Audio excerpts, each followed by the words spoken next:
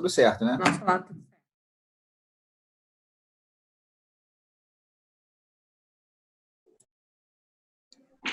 Cara, acho que pode...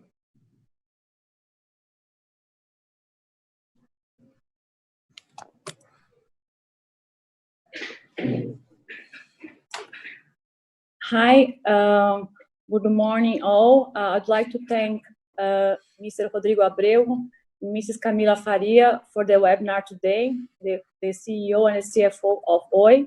The idea here is to discuss a bit what is going to be the potential implication of the COVID virus in operation and financial perspectives of the company. And then we will discuss a bit how is the rollout of the strategic plan and if COVID is affecting it in any way. So I'll pass the word to Mr. Rodrigo. Mr. Rodrigo, please. Hi, Susana. Thank you for having us the webinar. It's a pleasure to be with you here. As you mentioned, obviously this is not your usual discussion about the business because of the moment we're facing. And for us, obviously, it is a special situation given that we believe that the telecommunications sector is so critical to facing all of this, while at the same time we have to keep our focus on executing the strategic plan and doing all the things that we were already doing. So I was joking with a few colleagues the other day that saying that every time I read a post that people are saying that they're catching up with Netflix series and books, etc., I said, "Well, I'm working more than ever." I mean, it's a long week that never ends, but that's just us. And so it's a pleasure to be here with you. I hope we can have a good discussion. Thank you. So if you could just start saying what you are seeing in terms of implication for the network for COVID, if there is any change in terms of traffic, what are the action plans, and how it's evolving, please. Sure. Well, when we started seeing that we would have an impact, given everything that was happening, and Brazil obviously got into the situation of starting the lockdowns and starting the recommendations for home office close to 3 or 4 weeks ago, we immediately assembled here at Oi. We immediately assembled a crisis response team. So we created a crisis room. We created a committee to actually look at all of the different implications for the company. And the first concern that we had was with business continuity. And in terms of business continuity, we had two big priorities.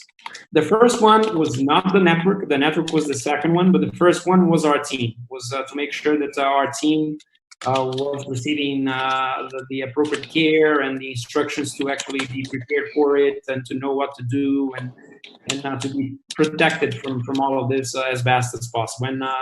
And so we did a number of things. We sent close to 9,000 to 10,000 people home in a matter of days. So we now have close to 10,000 people working from home, and everything has been running smoothly in this front. And obviously, at the same time, we did have a big concern with the infrastructure, and we assembled a team to look at what could be the potential implications of the infrastructure in terms of traffic, in terms of maintenance requirements, in terms of interconnection with different content providers and the caching operations and the interconnection with the other operators, and the expansion of the network, the monitoring, etc.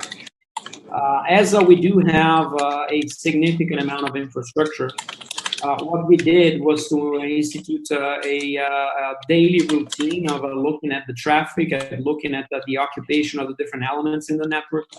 And here it's important to mention that when people say, oh, our traffic increased by X%, it's actually a combination of different network elements, because there's no such thing as one network element, right? So we do have our backbone infrastructure, we have our mobile access infrastructure, we have our fixed access infrastructure, we have the caching components, and all of the elements that handle video, et cetera, et cetera. So when we're talking about, on average, what happened to our network, we're primarily looking at our backbone capacity, which is pretty much the core of it all. And when we started looking at the metrics on the very first week of, even before the lockdown, we started seeing some trends in terms of traffic increase. Initially, it was in the range of 10-15%. It quickly went up to close to 30-40%. On average, right now, we're seeing increases from 40 to 50% in terms of network traffic. And in terms of peak capacity, it's slightly higher than that. Given that we're now on the third week or so of this increase, we don't see the capacity going up as much from now on. So we believe that we have relative stability. Obviously, this is kind of unpredictable in a sense because we don't know if we're going to have additional measures on top of everything that's going on. But we were able to maintain the normality of the network, so to speak. The big concern we had initially were two for the network operations. One is the network capacity. What we did is we activated additional links, additional backbone routes in order to cope with all the demand. And in this regard, we're relatively okay. The second one was the ability to maintain and operate the network with all of the restrictions in terms of mobility, in terms of people going out to perform routine maintenance tasks and the mobility restrictions imposed by cities, imposed by states. Initially, we had to counter some impacts. We had some cities, for instance, that were preventing technicians from moving around. With the second week of the lockdown, the government ended up declaring telecom as an essential service. And that obviously helped us tremendously to allow for our technicians to continue going with their daily routine and doing all of the required maintenance and other operations on the street. So for now, on the operational side, I believe the management of the crisis is absolutely on the spot. I mean, we're doing everything we can, and the operation is running relatively normally without any major impacts. Obviously, there's all of the other impacts as well to the whole business in terms of what's happening with sales, what's happening with prepaid, what's happening with bad debt, and all of the other implications of this crisis, because it's not obviously just a technical one. There's a lot more to talk about and a lot more to care in the operation, right? I guess you're speaking on mute, Susana. Obrigada, thank you. Thank you, it was very clear. Talking still about infrastructure, your strategic plan is really focused on deployment of fiber network. So how is evolving during the crisis? Can you keep up with the speed, or are you scaling back? What's the strategy to continue the plan? Sure. Just before going to your question, maybe as an overall answer in terms of a strategy for us, one of the things that we are trying to maintain is exactly the same focus on strategy as we had before. We know that this is obviously an unprecedented situation in terms of a crisis and impacts, but knowing that we're going to have to do a number of things to cope with it, both on the network side, with people, with commercial actions, etc., we believe that it would be the best course of action for the company to try to maintain the most possible normality on the execution of its strategic plan. And so we have not changed our strategy because of the crisis. Obviously, we have to adapt to how do we execute during the crisis. Having said that, in terms of the expansion provided by the plan for fiber and what we need to do to achieve our growth numbers on fiber, FTTH, and going to the place we believe is the right place in terms of the services offered and the focus for the company. At the beginning of the crisis, we had two concerns in mind. One was the operational one. Is it possible to continue growing and implementing fiber and deploying houses at the speed at which we were deploying, and even selling at the speed at which we were selling? And the second one is obviously, how long will this crisis last for, and will it have any additional impacts in terms of, for instance, the need to conserve cash and the need to do additional measures in terms of how we operate, right? Talking about the two in separate. On the first one, initially we established a model in our operations team to calculate any impact on a daily basis coming from, for instance, the technicians not showing up for work or being restricted from working due to restrictions in terms of mobility, etc. And we created a model that after the declaration of the essentiality of telecoms, it really did not show a significant impact in terms of our ability to go on and to keep building the network and installing the network and doing the routine operations that we do to execute on the plan. We obviously do have some impacts in terms of the daily routines of the teams. The key impact, believe it or not, is that we do have some installation teams and maintenance teams that were used, for instance, of doing multi-city efforts in a week, and so they went from city to city and just sleeping on one city and then moving on to the next. We had to adjust this routine, given that there is a lot more difficulty, for instance, in finding arrangements and installations for hotels. Hotels are closed, restaurants are closed, so we had to adjust the operational model for a while. But in terms of operation capacity on the street, it was relatively unimpacted. We did a model to understand that if the crisis deepens and if additional restrictions are imposed, what would happen to our capacity in terms of installations. And we have a model that right now is running on very low single digits in terms of impact. Then we ran simulations to what would happen in case this impact went up to 20%, 30%, 50% of capacity. And even in the worst of impacts, we would have obviously a reduced capacity overall of homes passed at the end of the year. But considering that this crisis could last for 3-4 months, but still, it would not be something that would derange our strategic plan in terms of total number of homes passed. On the homes connected, we did obviously the same analysis. Can we continue to deploy and install user connections during this crisis? What we did is a gigantic operation to really bring normality to the installers' daily routine in terms of equipping them with safety equipment, with personal hygiene protocols, with protocols to go into customers' houses, and obviously using all of the required protection. And so far, we have managed to contain the impact and continue to deploy and to install this new homes connected as we are able to sell them. On the selling part, obviously, we do have some small impact for instance, from door-to-door sales. You know that when we talk about mobile is a sales process that's based primarily on stores and on the retail components of telecom. For broadband, we do have several components. One of them is highly digital and remote in terms of telesales, but there's also one which is door-to-door sales. On the door-to-door sales, we had to do a big adaptation to our model. We diverted a lot of the door-to-door sales to a digital model, to a remote telesales model. And with that, we were able to contain a little bit of the impact. So obviously, we're not running at exactly the same sales capacity as we were right before the crisis, but we were able, again, to contain the impact to low single digits at this point. And the demand for fiber connections continues to be very big. If there's one thing that obviously can be apprehended from this whole situation, is that people need connectivity.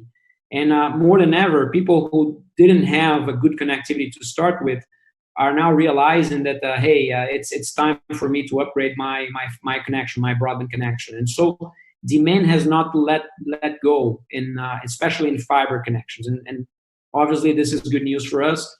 But at the same time, we do have some limitations in terms of the channels to address this demand.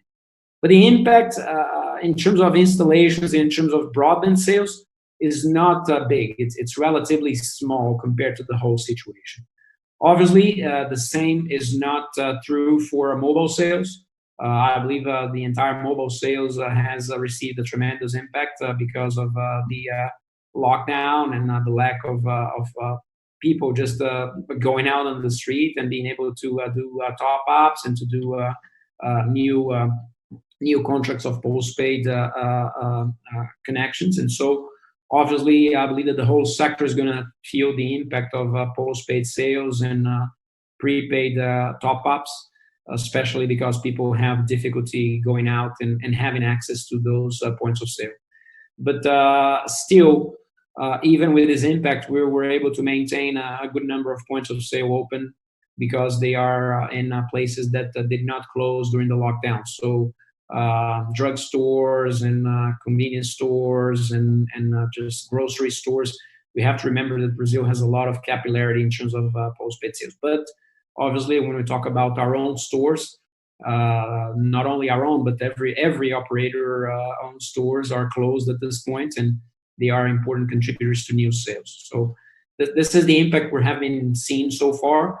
And the sales impact obviously compounds with what can happen in terms of bad debt, especially if the crisis takes too long and ends up impacting income from a specifically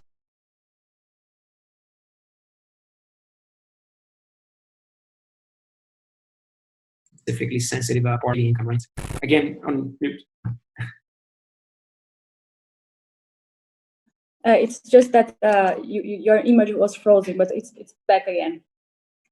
Okay. So just actually, maybe I don't know if this question is for you or for Camille, but on the bad debt, we have already seen some companies renegotiating the contracts of overdue bills with clients. I don't know if you already started this process, if you are noticing some change in the payment profile, and if you note, what is the action plan for that? No, that's a great question. And obviously, we understand that there will be an impact coming out of this, both on prepaid top-ups as well as on bad debt, as I mentioned. So we had to prepare for actually addressing it head-on. The first thing we did, Susana, was to establish a team to really follow this with a magnifying glass every single day. And so every single day, we're looking at the impacts and seeing what has been the behavior, both in terms of prepaid as well as postpaid. Prepaid, pretty much just mobile, but postpaid, all of the services in terms of what's happening from day to day. And as you correctly pointed out, it's hard to detect a precise trend because there is a lot of variation intra-month. There's a lot of intra-month seasonality. So, for instance, on prepaid, at the beginning of the month is actually when customers top up the most because they receive payments and they top up. For a different segment of the population, then it's pretty much on a weekly basis because it's the income of the week that they end up recharging and topping up their prepaid accounts.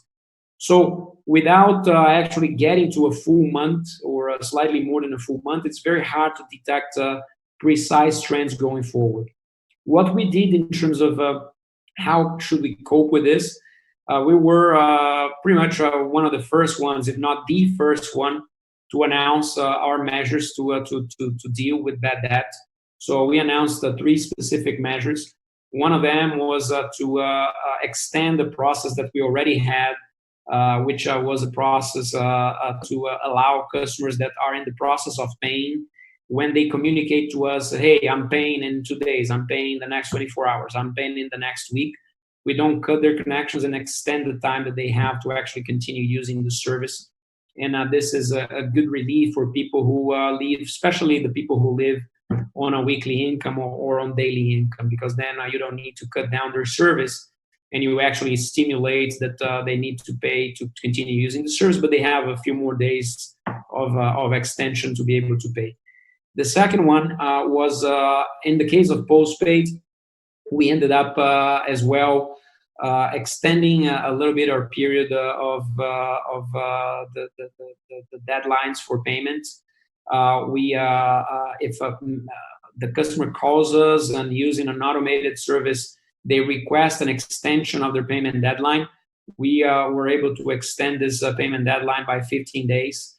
And by doing that, we again maintain the accounts current, and we maintain the customers connected to us, and we increase the likelihood that the bad debt or the collections issues are just going to be temporary, obviously, for a good part of the population. And then there's a third action, which is we are creating a program for certain customers, extending their payment terms and creating an installment plan for past due.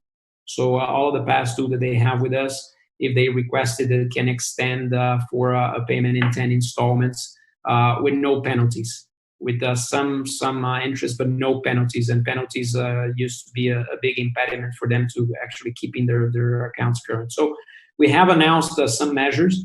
Then in a matter of days or week, pretty much all of the other operators as well announced the measures.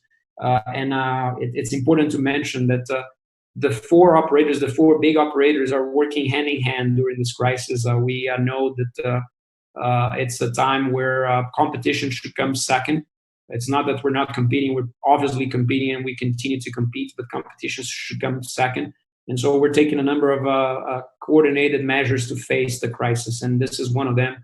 We all agreed that it would be important to extend some additional measures to alleviate bad debt and payment issues with our customer base, and we all did that.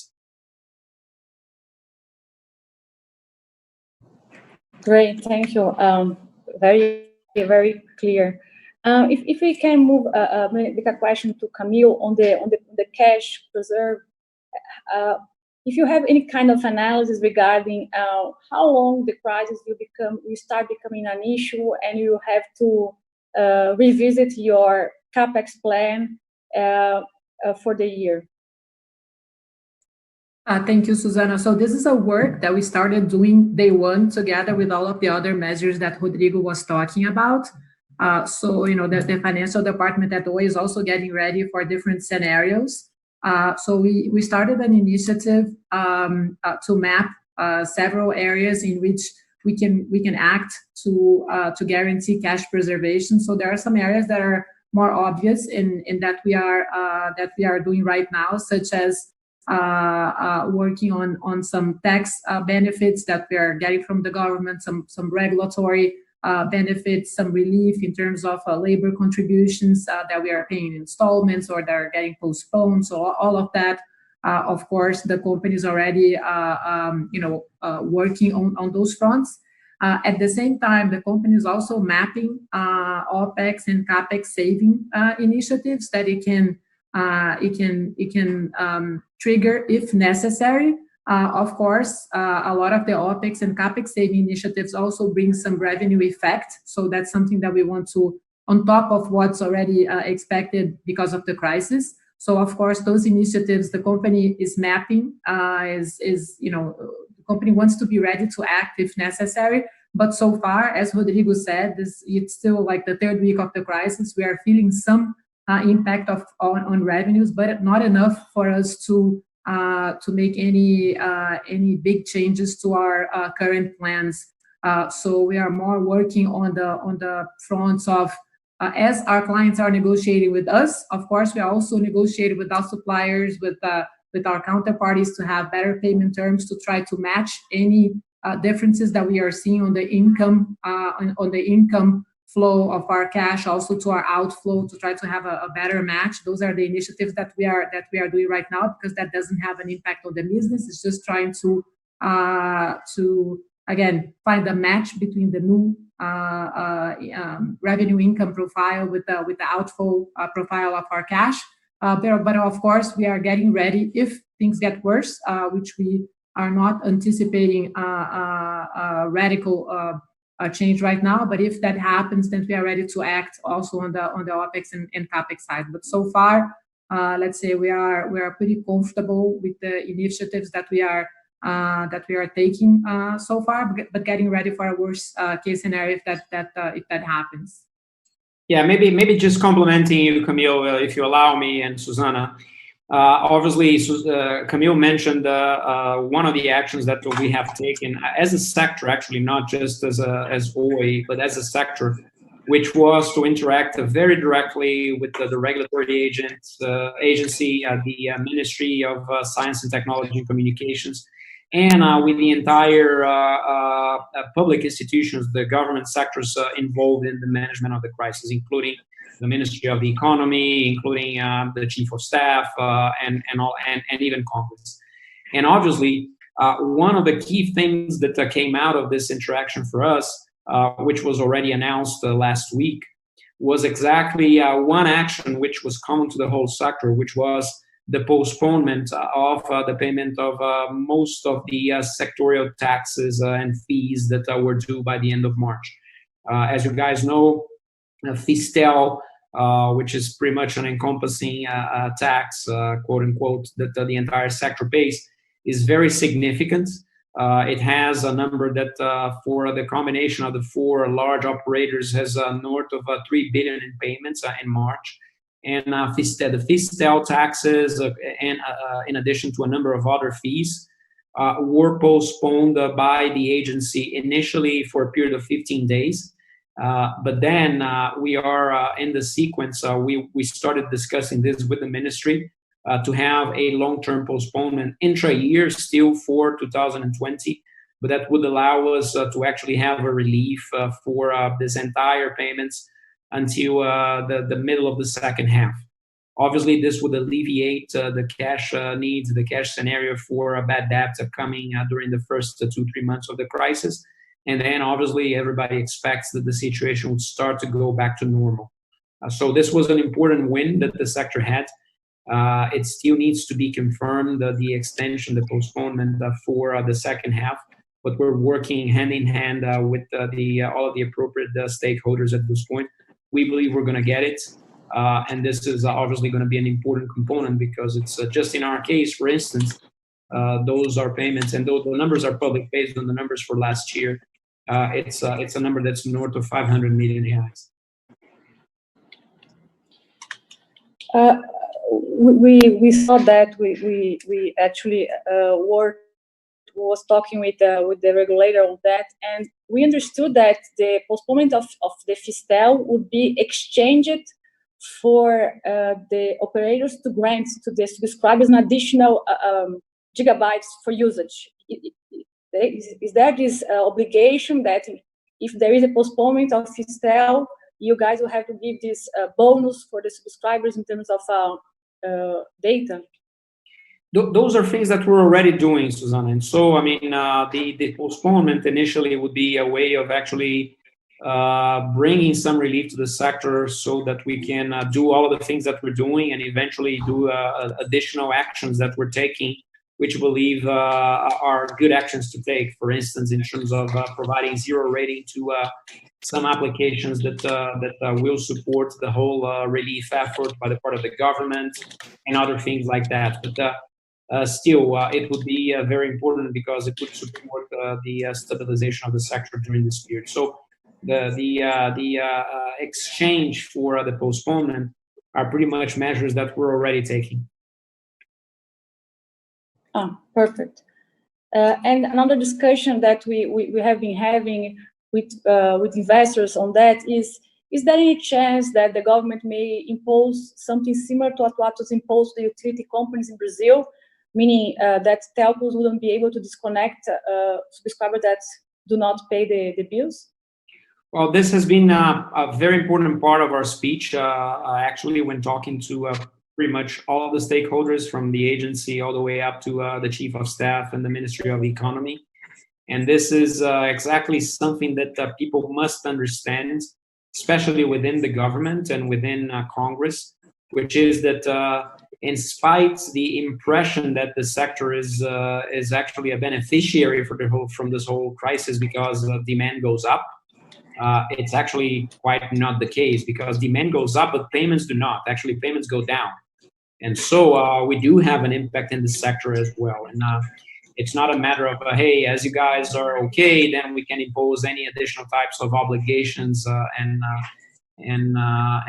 other types of measures to protect consumers because you're going to be able to handle it. We have been showing this pretty explicitly to everybody.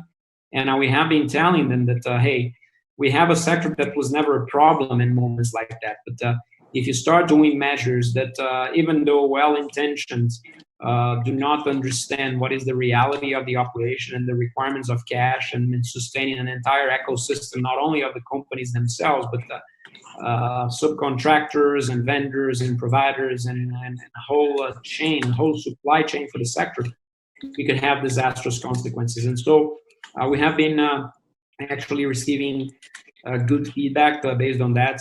If you saw the declarations of Minister Paulo Guedes on Saturday, he went exactly to this point, saying that they did not condone any action that would impose a restriction on payments, any concession on payments, on no need to pay telecom services and even other services.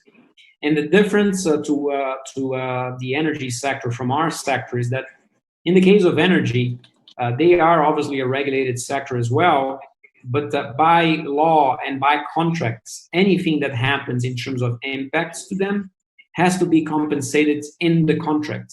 So if there's a measure from the government saying, hey, you're not going to be able to charge your consumers because there is a crisis situation, immediately after, the contract invokes a compensation mechanism that has to be returned to the companies. This does not exist in telecoms. We are a competitive sector. We are not a sector with regulated returns. And so as this compensation does not exist, the risk is the companies to bear.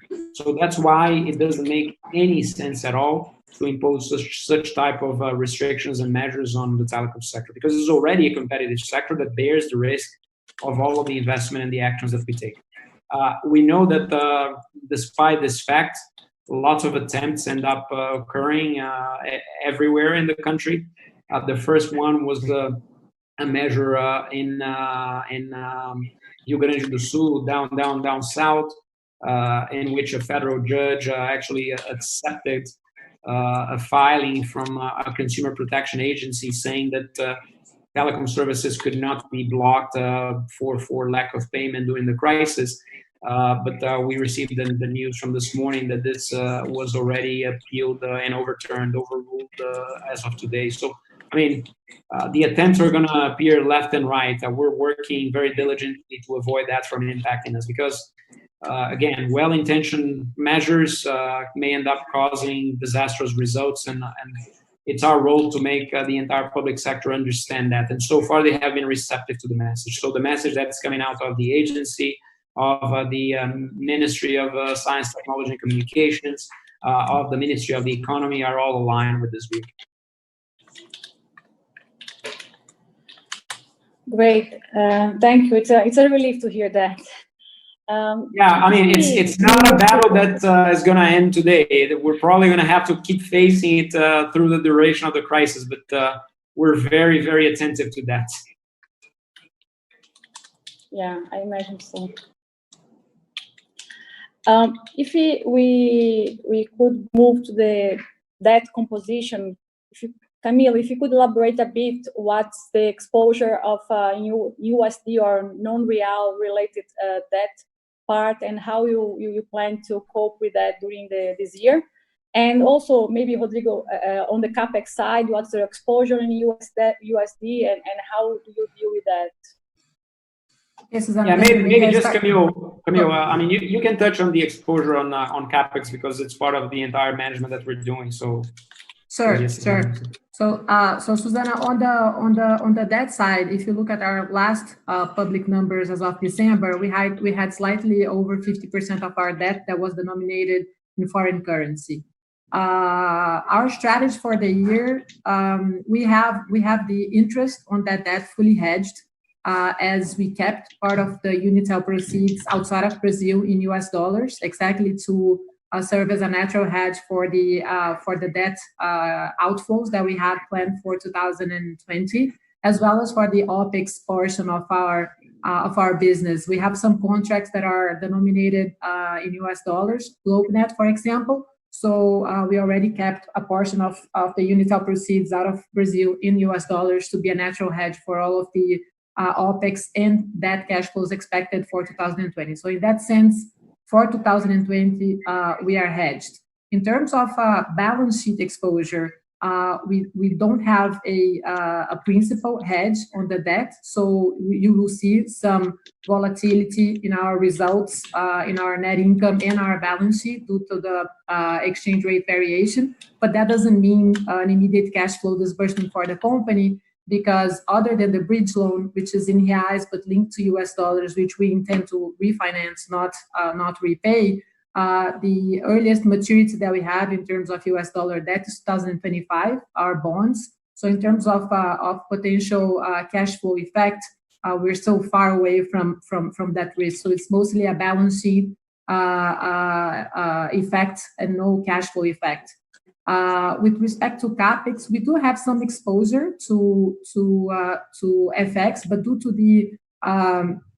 the long cycle, between the moment in which we actually commission the equipment and other investments with our suppliers, and the moment that we actually have them implemented or delivered and paid, the effect is more towards the end of the year, so we don't fully feel it this year. It's I would say it's 1/3 this year, 2/3 next year if the dollar remain at the current levels. Also important to say that as of a few years ago, the company decided to, in a lot of its capex contracts, to fix the exchange rate at the time that the company made the demand, put the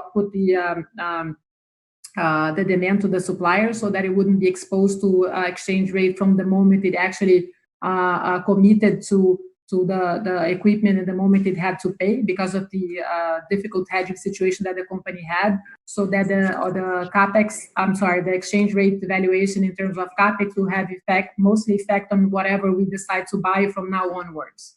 And as I said, the effect is going to be mostly in 2021. But it's still, in percentage terms, I would say a small effect compared to the overall capex amount. So if we look today at our 7 billion number that we had in our presentation for 2020, we would be talking about 100 million reais in the 7 billion that we have for this year at current exchange rate levels. Okay, and if the crisis take a bit longer than what we were expecting, maybe until July, do you anticipate that the meeting with the credit holders will be postponed? How do you deal with the crisis and the meeting with the bond holder or credit holders, which is scheduled for the second half of the year? Okay, Susanna, so your video is a little bit frozen, but I think I understood the question, so let me try to address it. So the timeline that we published in the material fact notice is actually the deadline that the company has in order to hold the general creditors meeting, which is 240 days from March 11th, if I'm not mistaken.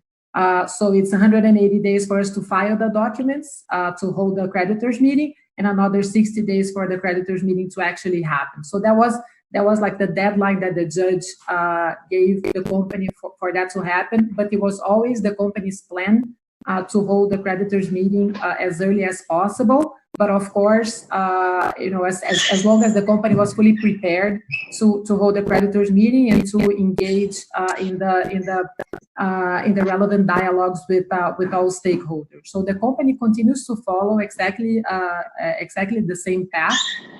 The company is working on the different strategic alternatives that we have discussed publicly. The market sounding exercise on mobile is moving forward. Our discussion on potentially creating a fiber company, that's also moving forward with our financial advisors. We have already engaged in preliminary discussions with creditors in preparation for the creditors meeting. So, as soon as the company feels that the discussions are mature enough for us to file the documents and call the creditors meeting, we will do so. So I would say it's quite the opposite. If anything, the crisis could potentially make the company call the creditors meeting earlier, so that the company is not, let's say, pressed between everything that it's doing in terms of M&A and the deadline given by the judge. So as soon as we're ready, we plan to go forward, hold the creditors meeting, have the relevant decisions taken by the company. If necessary, we'll continue to hold and finalize the M&A processes after the creditors meeting. So we don't want to necessarily be linked to finalizing our M&As or anything like that. We're getting ready to hold the creditors meeting, reviewing our business plan in light of the strategic plan that was published last year, and also the M&A strategic process that we are running. And as soon as we are ready, we'll file the documents. Rodrigo, I don't know if you want to complement. Yeah, no, the only thing I would like to add is exactly going back to the point that I stressed at the beginning. We're trying to maintain our strategic path actually unchanged, Susanna, and this is just one other example of that. We believe that obviously the crisis will have some impacts in the short term for everybody, but when we think about the big picture, what we're talking about here is a 5-year plan. And as such, it doesn't make sense for us to actually change what we're doing in terms of our general creditors meeting. It doesn't make sense to change the long-term strategy of the company because of that. We do have to take the measures to alleviate all of the impacts, the immediate impacts in terms of operations, in terms of people, in terms of cash management, etc. But in terms of strategy, we continue to hold to what we have announced as our strategic plan last year, and then later at the end of the year to our GCM plan to give the company more flexibility going forward. I think, Susanna, the only point that I would add is more of like a practical point. Of course, we are aware of the potential implications of logistics in the creditors meeting. If by early second half we're still facing any difficulties in terms of traveling plans and people gathering, all of that. So that's something that, of course, we are monitoring that could have an impact in our creditors meeting, but it's really a practical impact more than a strategic impact. And hopefully by early second half, that will not impose any restrictions on us or difficulties in us being able to hold our creditors meeting.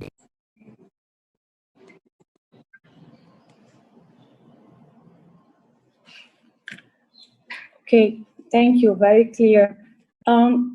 If we can move to the in terms of how do you see the market after the crisis in terms of competition, and particularly taking under consideration the strategic plan, do you believe that the local players that compete with Oi in some of the regions are going to be less strong and will be an easier task for you to implement the strategic plan?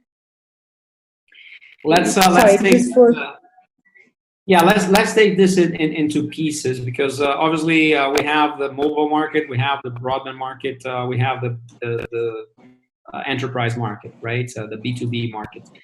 In terms of the mobile market, we believe it's almost as if the whole market was taking a pause, because nobody's actually been able to keep the sales rhythm that it was before. So sales obviously will go down. We most likely will see those numbers reflected when we receive the Anatel numbers for March, and more than anything for April. But at the same time, churn goes down as well. So it's almost as if hitting a pause button for a while. So no major radical changes in this regard. As for the residential broadband market, obviously the players are the ones that can maintain their capability of installing and being able to actually maintain a normal rhythm of operation, especially on the field, gain some advantage.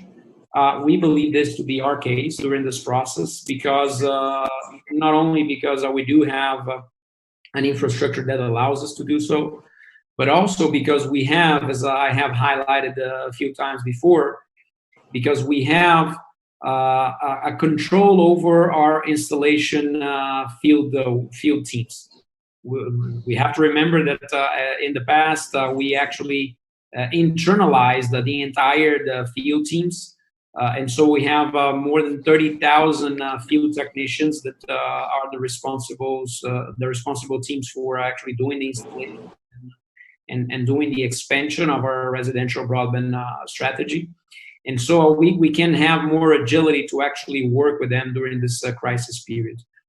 At the same time, there is a second component, which I believe it doesn't hit everybody equally during the moment of crisis, which is the ability of the infrastructure to handle traffic increases.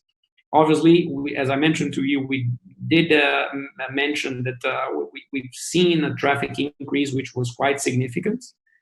But at the same time, we know that when we look at some small providers, the impact of traffic increase in small providers can be harsher, can be more dramatic than looking at our own infrastructure. Because when we look at the small provider, if it goes up all the way to the contracted backbone capacity and has no expansion possibilities, it either implies buying more capacity, contracting more capacity at an impact of the operation, or degrading service quality.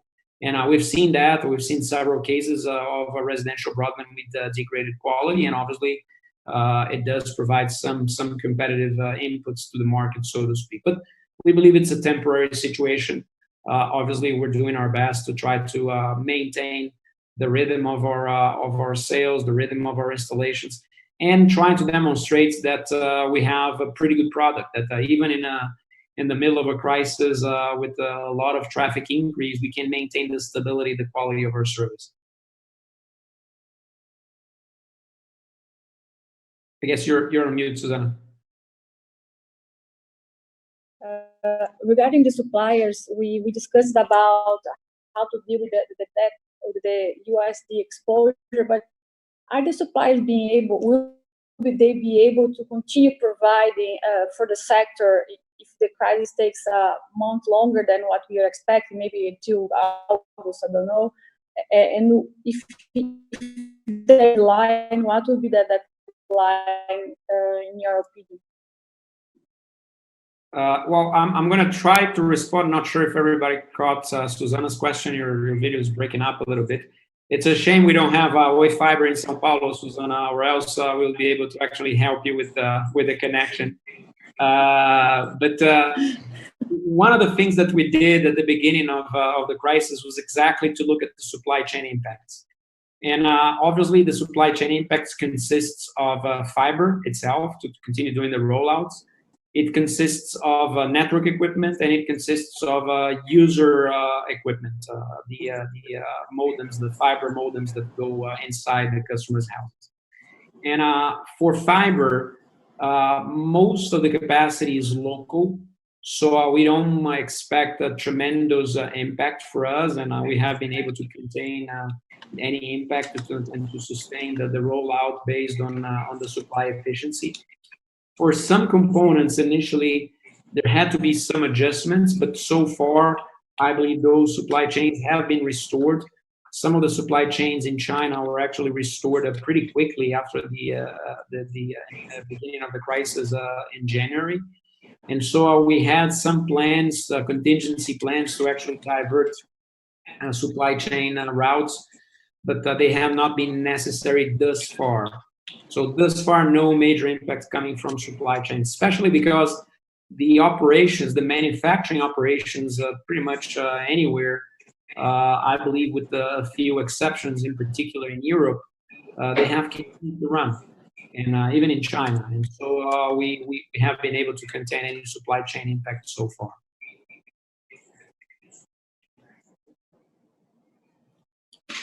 Okay.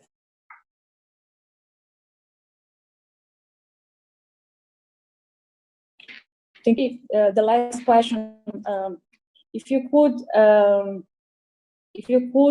elaborate a bit on the copper.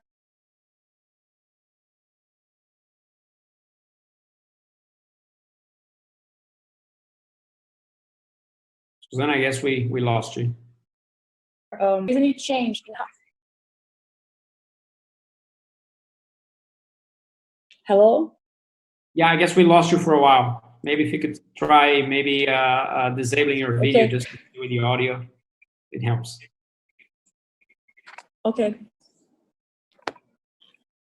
The question is related to the copper network capex. If you are trying to the usage of the capex on copper in light of the PL 79,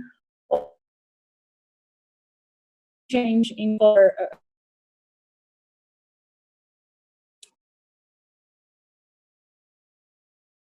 I lost the end of the question, but I guess I got the question context and concept. So I'm going to try to go with it, and then you tell me if we're actually hitting on what you have asked. Well, obviously, since the very beginning of the plan, we knew that we had to do something regarding the copper costs and the copper infrastructure, especially regarding the obligations from the concession and everything that we do that is not necessarily for a business reason, but for obligations that come from the past. And as you saw during our earnings call a few weeks ago, we actually highlighted what we're doing explicitly in terms of addressing the copper issues. We still believe that there is a ton of work to be done, but given that we were able to put together a very detailed operational plan together with a regulatory approach, and yes, it will go towards helping and trying to understand how can we accelerate some of the PL 79 regulation efforts. We believe we have an addressable area for cost reduction in both OPEX and CAPEX in the range of 500 million to $1 billion per year in the next 2 years. We started with the actions that don't depend on any regulatory approvals.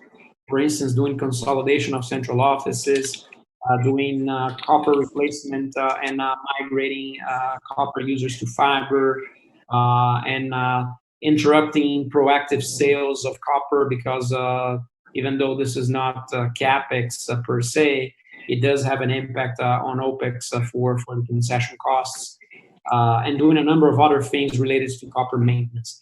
What we expect with that is to be able to, even before we have some of the most profound regulatory impacts from PL 79, to start addressing some of this 500 million in cost reductions that we've seen in front of us. Obviously, with the addition of the regulation for PL 79, then we would be able to address much more than that, because we'll be able to decommission areas, for instance, where there's no need to provide service because there is already service available to consumers in the form of either mobile service or other players. And so it doesn't make sense for us to remain with a money losing business in an area in which obviously there are other alternatives. So we're doing a number of things. We're discussing this quite intensely and detailedly with the regulatory agency at this point. We see it as a big part of our cost reduction program for the next year.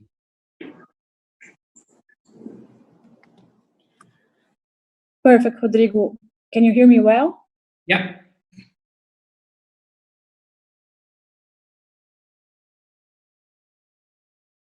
Well, maybe not anymore.